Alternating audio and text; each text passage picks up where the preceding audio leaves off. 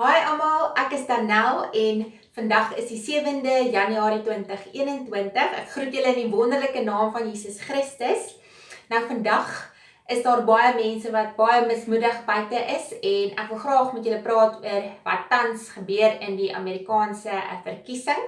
Nou soos almal nou al gehoor het of as jy nou nog nie gehoor het nie, wat gebeur het is die Demokrate het alweer die oorhand gekry volgens die media en volgens wat daar aangegaan het gister by Washington. Hulle het nou weer die stembriewe wat hulle gehad het Desember die 14de wat almal nou weer gestem het hulle nou gister oopgemaak. Die visie-president Mike Pence het dit nou oopgemaak en soos almal weet was daar die stembriewe reeds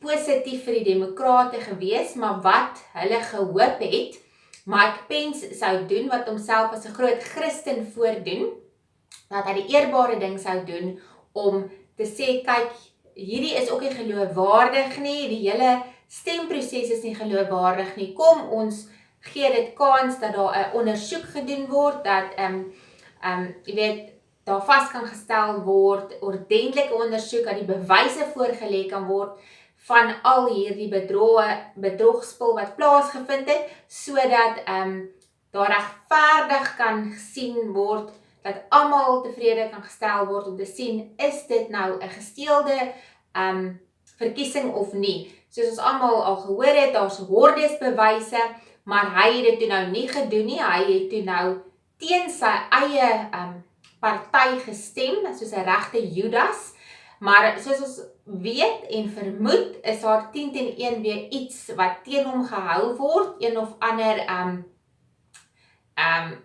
vuilspel wat plaasvind, wat hulle hom nou mee afpers. Ek kan dit nie presies sê nie, maar dit is wat ek vermoed, want jy kan nie 100% agter iemand in jou volk staan en dan binne 24 uur draai jy ewe skielik om nie. Maar nou, ek het goeie nuus. Dit is hoekom ek met julle kom praat. Die 6de Desember het God vir my 'n woord gegee vir wat gebeur.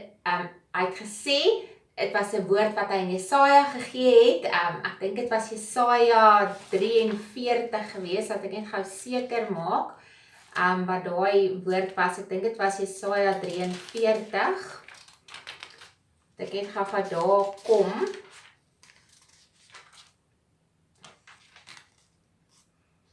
Ja, dit was Jesaja 43 gewees, het hy gesê, hy gaan die oorlog wen. Hulle kan miskien die stryd nou wen, maar God wen die oorlog. Goed, en vandag bid ek weer vanoggend en ek sê, my God, dit is alles wat die media wys, dit is wat ons almal sien, wat die wêreld sien, wat Donald Trump sien, en ek wil net weer uitlig, dit gaan nie oor Trump nie, hoor my mooi, dit het niks met die persoon uit te doen nie, dit gaan hier oor geregtigheid en regverdigheid, vir Christene oor die hele wêreld. So, dit maak nie saak of jy in Suid-Afrika, in Amerika, Australië, Indië, Rusland, waar jy ook al bly nie, as jy 'n kind van God is of jouself 'n kind van God ag, moet jy opstaan vir geregtigheid en regverdigheid, dit maak nie saak wat nie.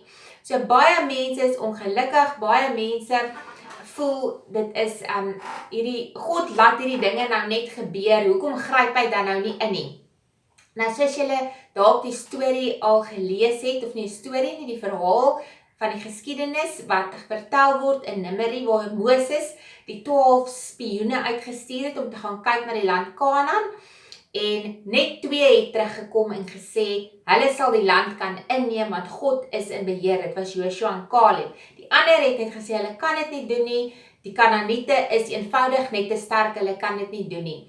En God het daar gesê, God was so kwaad, hy was bereid om hulle die hele volk uit te roei met 'n pessiekte, maar Moses het gepleit, hy het gesê, asseblief my God, wees die mense genadig, en God het ingestem en hy het gesê, onthou, as ek 'n verbond met iemand sluit en 'n belofte maak, kom ek dit na. Nou goed, ek het gaan bid en dit is wat hy vir my gegee het, weer eens 'n belofte, ons moet nie vaskyk aan wat die media vir ons wys, of wat ons sien daar gebeur nie. Onthou jy, die Israeliete het uit Egipte uitgetrek, hulle het gekom toe, ewe skielik toe beland hulle voor die Rooi See, toe waantoe nou, hulle is vasgekeer, dit was in my vorige boodskap, maar wat het gebeur? God het vir hulle die Rooi See oopgemaak, hy maak altyd 'n plan, daar waar jy dink, jy kan nie meer nie, jy kan nie verder nie, vat hy jou deur. So ons kan dalk nou sien, dit lyk dalk nou vir ons of alles is nou verlore, die saak is verlore, maar God het 'n plan, maak nie saak wat ons dink of hoe ons dit sien nie. Nou, hy het in Jesaja 26 vir my gegee en ek wil dit vinnig vir julle lees. Hy sê, in daardie tyd sal hulle hierdie lied in Juda sing. Ons stad is sterk, God self beskerm ons mure. Maak die hekke wyd oop, sodat die volk wat verlos is kan inkom en die wat getrou gebly het aan die Here mag deurstap.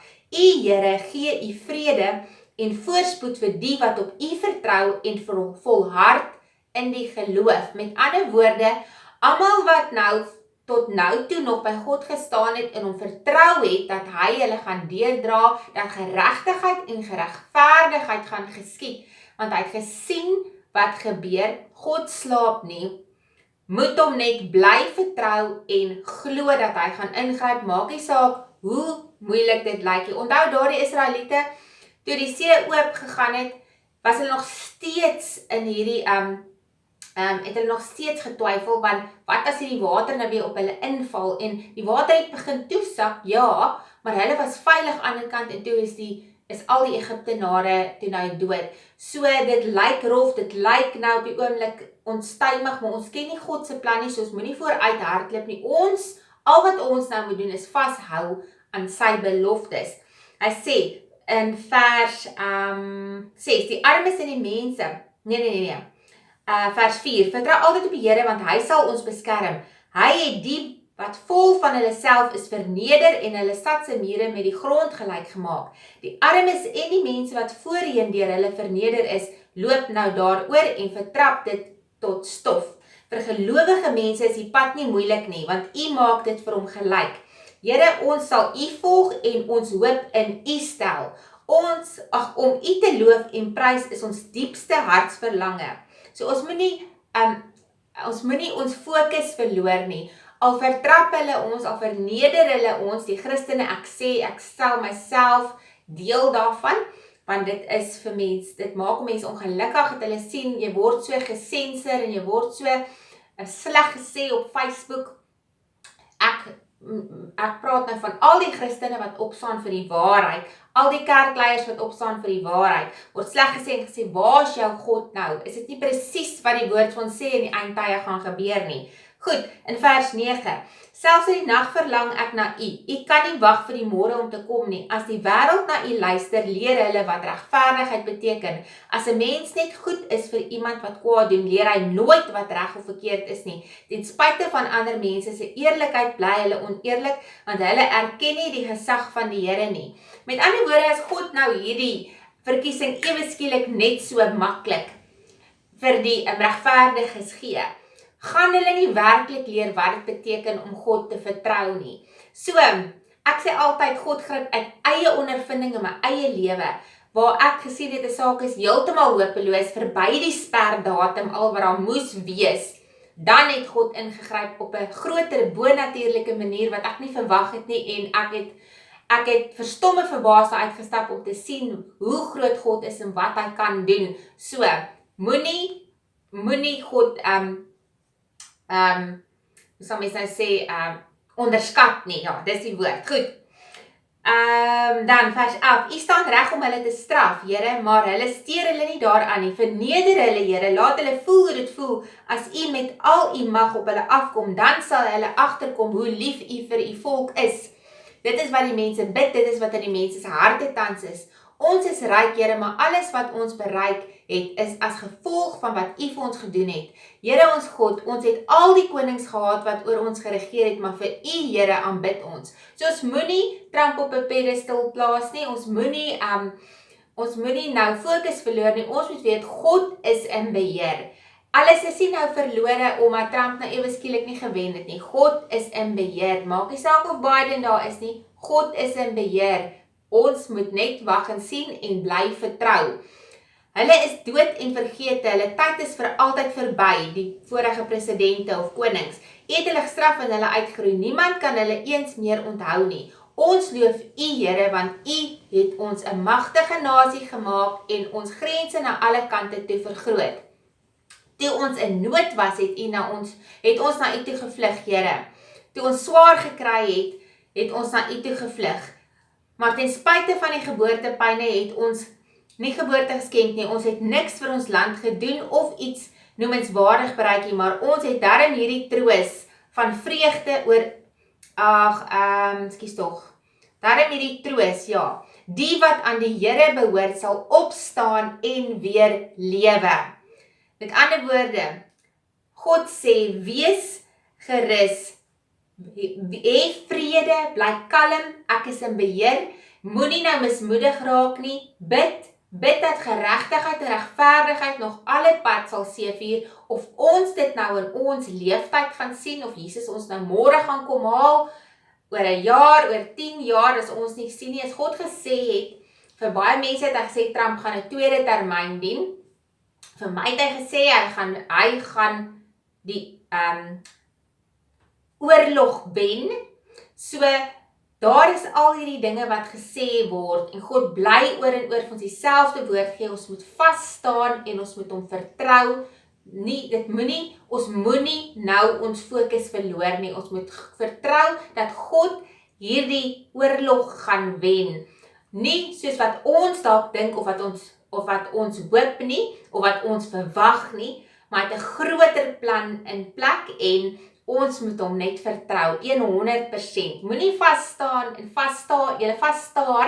aan wat die media sê nie. Hulle is nie God nie. Ja, die meerderheid van die media word deur die vyand anyway beheer. So ons moet vasstaan in wat God vir ons gesê het en wat hy vir ons beloof, en jy moet op jou knieë bly en God dank dat sy plan in plek gaan val. Moenie soos die ander 10 spioene wees en moed verloor omdat jy sien daai mense is groter en is meer en meer mag nie. Die media en die vyand basies nie, wat nou in beheer gaan wees van Amerika vir hierdie rukkie nie.